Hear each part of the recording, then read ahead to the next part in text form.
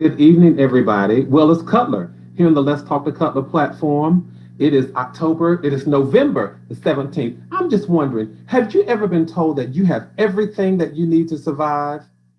Everything. And you wondered, if I have everything that I need to survive, why am I having to deal with some of these hurdles? We're going to talk about that. And what about this? Have you ever used something that was intended for one thing, but you used it for something else? Sometimes we call it being witty or being crafty. This whole saying that necessity is the mother of invention. I wonder if you've ever used something that was meant for one thing, but you use it for yet another reason. And then I want to ask you this. Have you ever been in an argument, in a fight, and you realize that you were fighting the wrong person? Listen, I only have 1,800 seconds. We're going to talk about all this as soon as I come back. This is the Let's Talk to Cutler program, the broadcast, and I'm here with you for only 1,800 seconds. I'll be right back.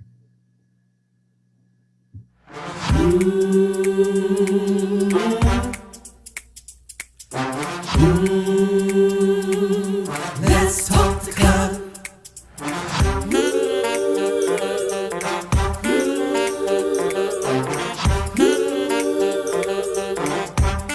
One more thing, like, subscribe, and share. Come on, let's talk to Cutler.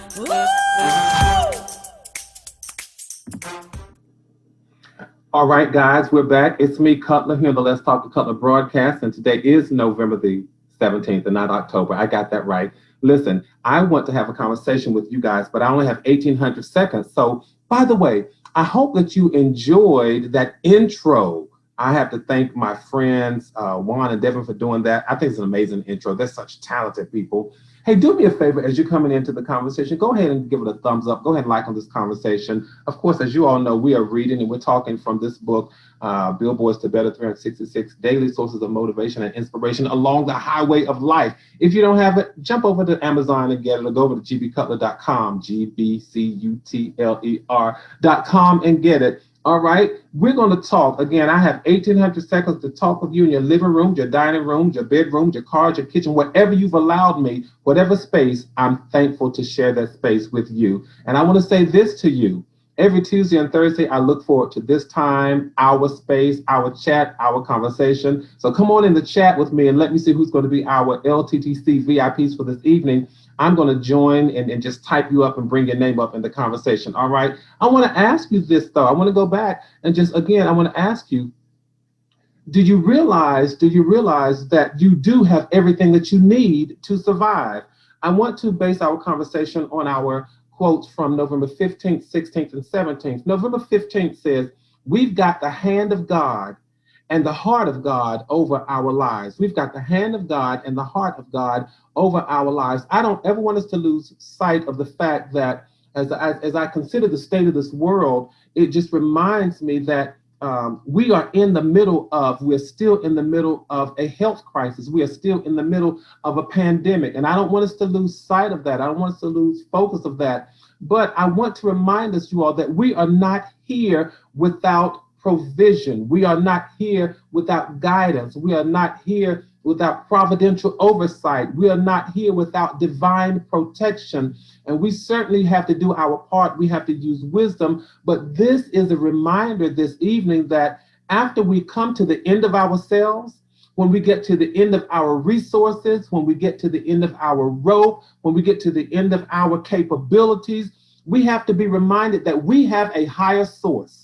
And we have a higher power, and we have a greater power that we can call on, yes, even in the middle of this health crisis, in the middle of this pandemic, because in times like this, you all, I don't know about you all, but for me, it is refreshing to know that God hears our prayers.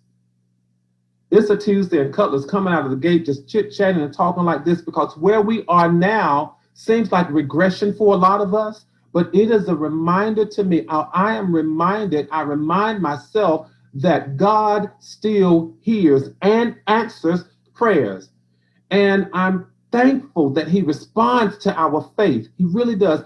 It's refreshing to me to know that I will never have a need that he's not God enough to meet. I understand Again, it seems like the numbers are going up and the hospitals are reaching full capacity, but it is refreshing for me to know that in times like this, I still have divine protection. I'm thankful that he can walk with me and he can talk with me. And as a matter of fact, while I'm walking, he can protect me.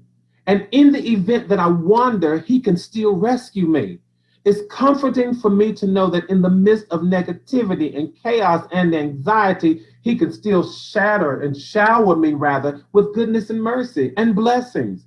That's good news. That is really good news when we consider where we are now. When we first came to this platform months ago, I want to make this I need to bridge the gap and just give us a retrospective look. When we first came to this platform months ago, we started sharing dialogue from one of my books that was entitled, let me just grab the book, When I Am Overwhelmed, How to Handle Life at Its Most Intense Moments. And we talked about this book and we talked about the situations that we were taking place. And I dare say that back then, talking about how to handle life at its most intense moments, we were at a moment of intensity.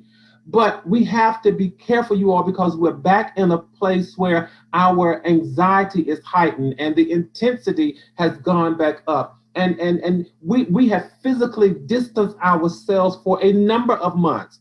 We have been restricted from our normal interactions. We have been condensed and abbreviated in our activities and our routines. And guess what, you all? Now we're getting ready for the holidays, but the incidents with this pandemic are increasing. As I said earlier, hospitals are reaching full capacity. I was looking on the news today. Hospitals are reaching full capacity. They're at the point where they now have to transport and transfer some of their patients to other facilities. That's where we are now. States are reimposing stricter operations, yet we sit and we wait. And while we're sitting and we wait, may I suggest to you that I'm not sitting, I know what it looks like, but you all, I'm not sitting in helplessness, but I'm sitting in hope. I am sitting in the expectation that this too will pass. And to be quite honest, I don't know when it will pass. I don't know how long it's going to take for it to pass. And I have to let you all know, you all have been with me Tuesdays and Thursdays. And so you all know this, that during this pandemic, I have lost some loved ones. I have lost some loved ones during the pandemic. I have lost some loved ones to the pandemic, and I've lost some loved ones who were just, I could not get to them, and I couldn't get to family members who had to bury them. That has been going on in my life during this pandemic. But my hope, you all, my hope is still built on an assurance that God is still with me. It is, I know it looks bleak. I know it can look depressing, but my hope is on an assurance that God is still with me. So when I'm sitting here, I'm not sitting in fear. I'm not sitting in fear, but I sit in faith that God is still on the throne. I sit in faith that God knows how to navigate the tides of life. I sit in faith that God still can handle everything that concerns me. I still sit in faith that God has a heart that loves me. I do. And that he has a hand that can guide and a hand that can protect me. I sit in the faith that God still has power to provide for me. And so I sit in this place. I sit in this place where it looks like the foundation all around me is breaking up. I think the hymn writer said, when all around my soul gives way, it is true. God then is my hope and my stay, and I have peace. Peace that reminds me that all is well. Peace to remind me that all is well, you all. So be encouraged, be motivated to respond in such a way that says, got the hand of God guiding me, and the heart of God that still loves me, even in the midst of this. Even in the midst of this. I want to go on to November 16th quote. And again, remember, we're reading from Billboards to Better. If you don't have it, just go on and get it, you all. We're here every Tuesday and Thursday trying to make every moment matter, every minute meaningful, and every second significant. And how many do I have? 1800. All right, let's go into our quote for November 16th. It simply says, stop using God's word as a battering ram. Stop using God's word as a battering ram. A few words, but it's packed with a punch. What I want to do is paint this picture, and I want you to get this. I think those of you who spend some time in the kitchen might get this, particularly those of you who cook while you're in the kitchen, not just those of you who spend time in the kitchen, because some of us spend time in the kitchen just eating. All right. But have you ever seen an egg that was maybe stuck in the crate? The egg was stuck in the crate, and if you handled it gently, if you handled it ever so gently, I want you to comment if you've ever been in that situation and you've seen an egg that was stuck in the crate. But if you handle that egg gently, you can get it out of the crate without cracking the shell, right? But if you handle it just too rough, it will crush under the pressures of your finger. And as I review this quote, I often think about the gifts and the talents and the tools that we have been offered to do what? To rescue and save lives. And I wonder how many times have we misused those tools and really ended up aborting people's lives and destroying lives and damaging lives and scratching lives and scraping lives and injuring lives and demolishing lives because we misused the tools and the talents and the gifts that we were offered. Isn't it interesting that the same tools that can build can also be used to break? Think about it. The same hammer that can be used to drive a nail into a 2x4 to construct a house can also be used to shatter a glass in a matter of seconds.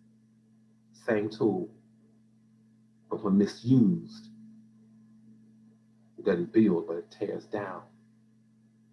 I often reflect on how we can take such good things and use them in ways that lead to bad outcomes and bad results and bad endings. Think about how we can take what was meant to hold and bring about, that was meant to make whole and to bring about restoration, but we use it to divide and to condemn. I'm thinking about the beauty of God's word. And as I think about the beauty of God's word, I think about how it offers chastisement and love at the same time. How it explains the duty of kindness and goodness while also reminding us about the blessings of faithfulness. I often think how people will sometimes extrapolate snippets from the beautiful scriptures, but then they'll twist them and they'll turn them for purposes that they were never meant. I'm talking about using something good to lead to a bad outcome. And when I wrote this particular quote, when I penned this one, I thought about a parent who disciplines a child. There's punishment, there's correction, there's guidance. Am I talking to any parents? But there's also love. There's also love. And you all know that I am a proponent of offering hope and inspiration and motivation. But I also offer challenges. Because what good does it do to offer all of that, but then not offer the challenge that comes along with it? It's called striking a balance in delivery. And when you strike a balance with delivery or in your delivery, you do it because there's care and concern and love. And so I thought about the beauty of the scriptures, how so often they are delivered without the love and the care and the concern, but they're used to divide and to promote disharmony and to condemn. I thought about all of that. What am I saying? I'm saying, you all, let's do good for goodness sake. Let's just do good for goodness sake. Let's use what was intended for good to bring about good. Because it does me no good to meet with us on this platform every Tuesday and Thursday and offer the inspiration and the motivation, and then to occasionally offer a challenge if I can't also tell you how you can be a champion. I say to people, don't offer me a challenge if you can't tell me how to become a champion over that challenge. All right. Again, listen, y'all know I only have 1,800 seconds to be with y'all every Tuesday and Thursday, so y'all not going to get me hung up and caught up on that one. But think about the power of that message. When we offer people a challenge, people are looking for a way. They're looking for a process. They're looking for procedures. They're looking for not just to tell me what, but to tell me how. And a lot of times, not only are they looking for the tell me what and the tell me how, but they're looking for the tell me why. Because if you can tell me the what to do, you can't tell me why to do it, I'm going to look at you sideways. And then if you look at me, if you tell me what to do, and you can't tell me how to do it, I'm going to question why you even deliver me this message. But again, this quote is meant to remind us, do good for goodness sake. But at the core, at its heart, it's saying, take the good and do the good with the good. You can't use God's word to find fault, yet not offer hope. And you can't stand in judgment without extending grace. I got 1,800 seconds. I've got to go on to the next quote. But take that and let it guide your temperament in dealing with people. You all, this next quote speaks to my heart so very much. Again, you all know if you've come to the conversation. By the way, hey, listen, if you're new, if this is your first time, please do me a favor. Please go ahead and like the conversation, do a thumbs up on the conversation, but also subscribe. And when you subscribe, go ahead and click on that bell so that you can be notified whenever I have uploaded any new content or whenever I'm live and I'm sharing. And then again, I would love for you all to just go and take a look at some of my instant message or my inspirational moments. And then let's just have a conversation about those. You know, I go back and I look at the comments, and I love engaging in dialogue to see what you guys have to think and what you have to say about those. So do me a favor, let's just go back and comment. Even after this conversation, what I would love for you to do is to go back into the comments and join me in a conversation. And let's talk about some things that we use the wrong way. I'm curious as you're thinking about it. All right, let's go into November the 17th. And it simply says this: my greatest victories. My greatest victories are never over people, but over predicaments and possibilities. My greatest victories are never over people, but over predicaments and possibilities. Every single time I think about this quote, every time I read it, I laugh and I shake my head almost at the same time.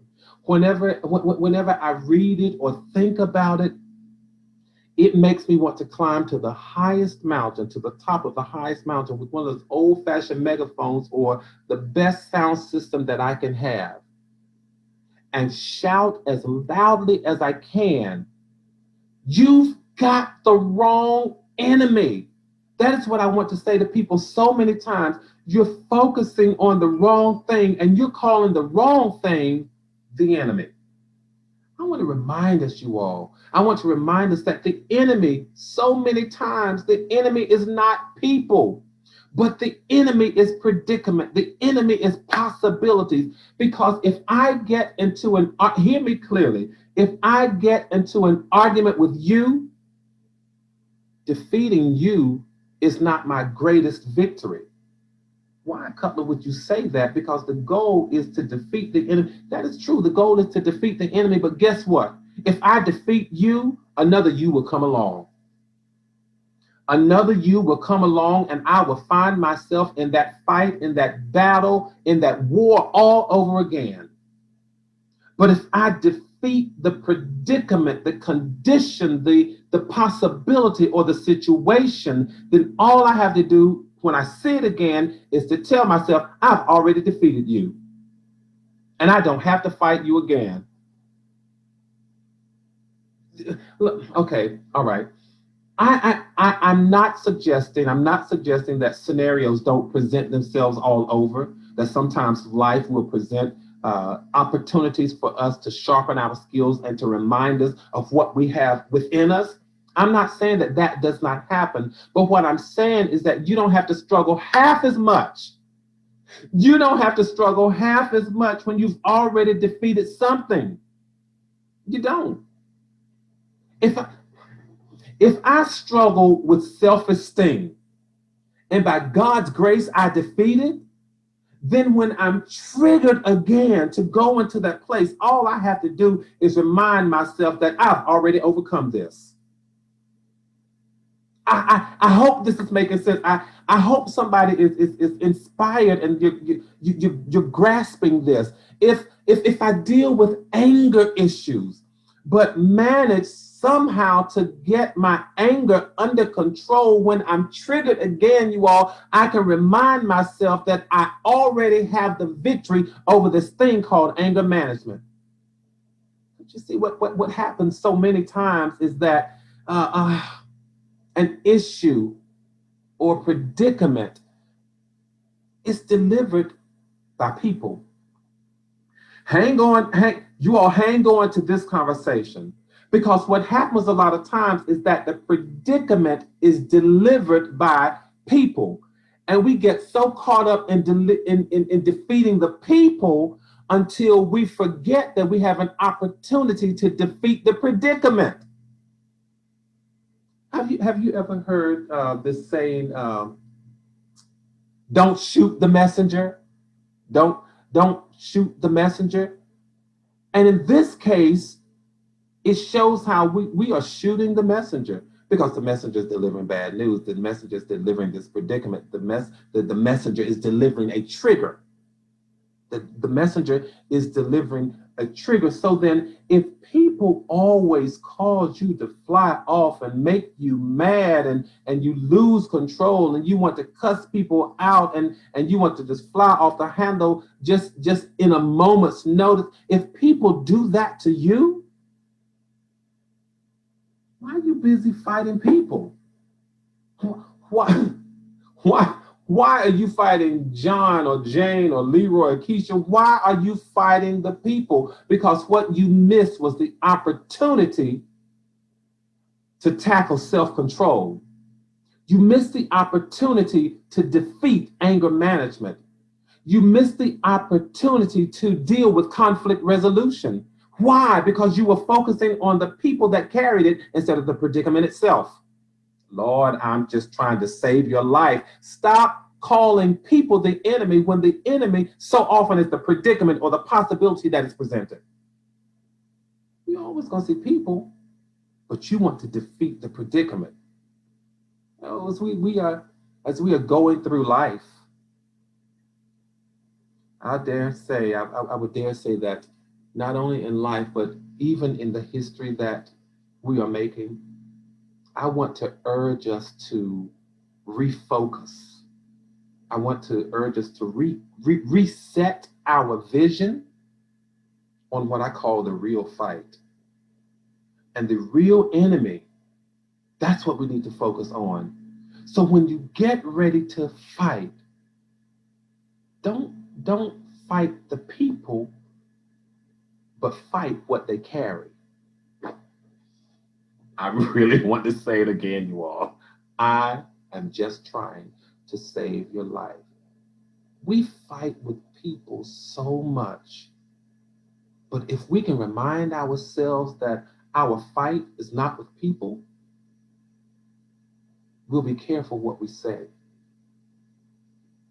I know people get on your nerves, but it is the predicament that they carry that gets on your nerve.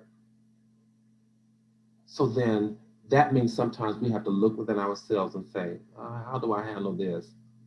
Because if people continue to get on my nerve, there's something that they are carrying that triggers me. Learn how to carry the thing that they trigger, or learn how to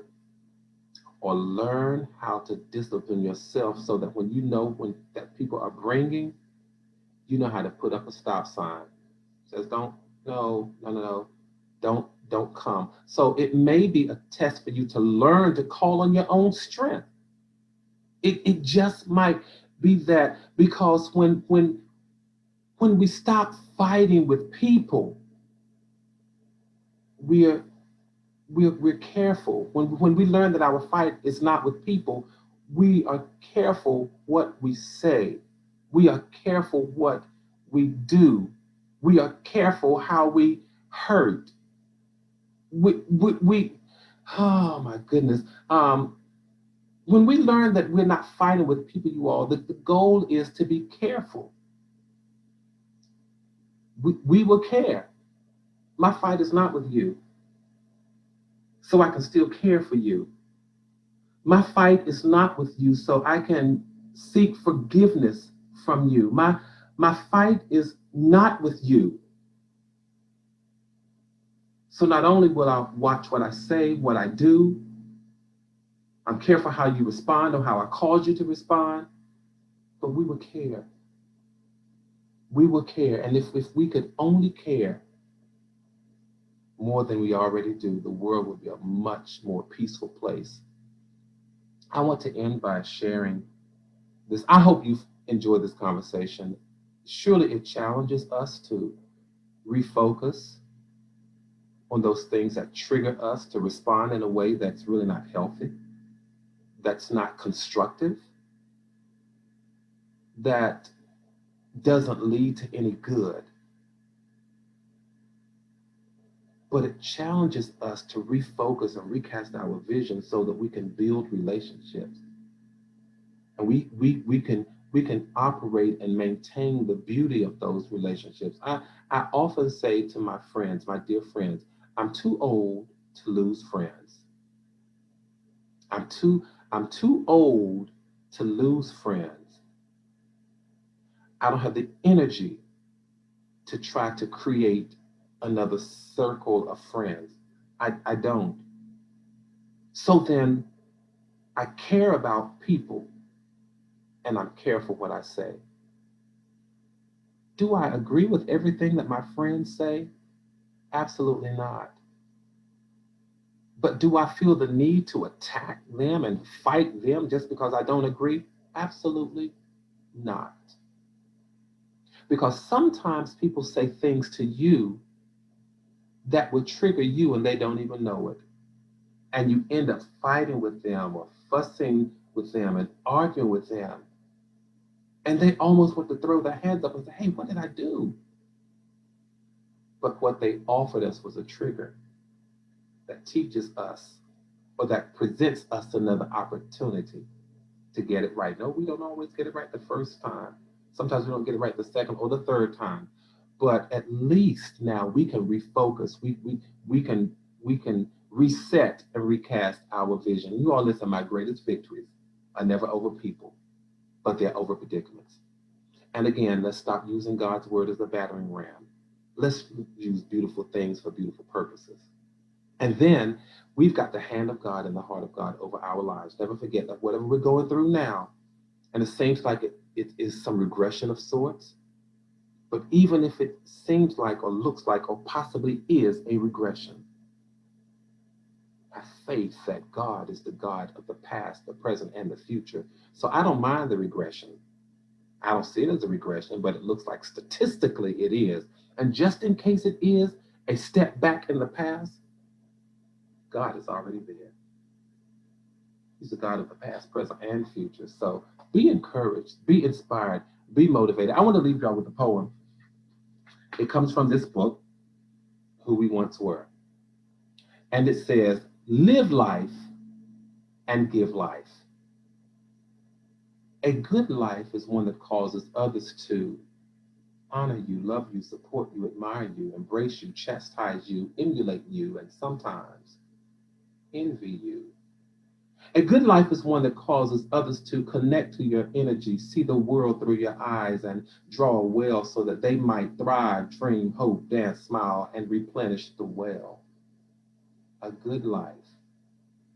May you continue to live life, for in doing so, my friends, you give life to me.